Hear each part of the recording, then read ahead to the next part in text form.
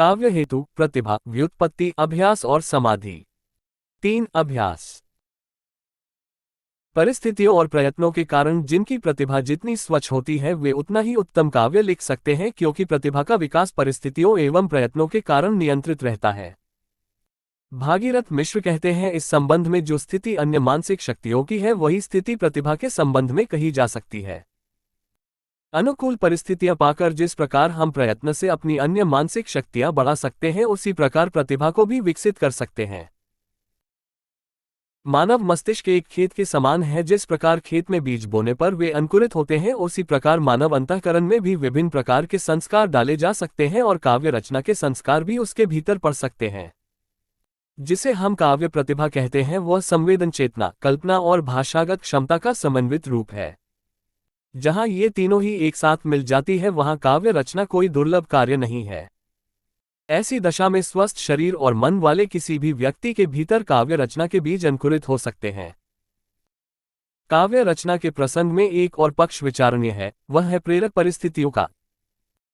इनके अंतर्गत मनुष्य की वैयक्तिक रुचि और आकांक्षा, उसकी सामाजिक और पारिवारिक स्थितियां तथा आत्माभिव्यक्ति महत्वपूर्ण है। इन प्रेरक परिस्थितियों के सम्यक रूप से सक्रिय हो जाने पर काव्य रचना के लिए बहुत बड़ी भूमिका तैयार हो जाती है। संस्कृत और हिंदी साहित्य इस बात का साक्षी है कि किस प्रकार काव्य का उत्कृष्ट विकास उन प्रेरक परिस्थितियों के कारण हुआ। महर्षि वाल्मीकि को क्रौंचवध ने व्याकुल कर उनके अंदर शोक के भाव समुद्र को इतना आंदोलित कर दिया कि वह राम की आदिम गाथा रामायण के रूप में प्रकट हुई। संस्कृत साहित्य के सर्वश्रेष्ठ कवि कालिदास के संबंध में भी यह बात पूर्णतया सत्य है कि उनकी पत्नी के 3 प्रेरक शब्दों अस्ति कश्चित् वाग्विशेषक ने ही उन्हें 3 महान ग्रंथों की सृष्टि की प्रेरणा दी थी। हिंदी साहित्य में विद्यापति भूषण और बिहारी जैसे कवियों को उनके आश्रयदाता और नायकों के व्यक्तित्व ने जो प्रेरणा दी, उसी के परिणामस्वरूप इनकी कृतियों का निर्माण हुआ।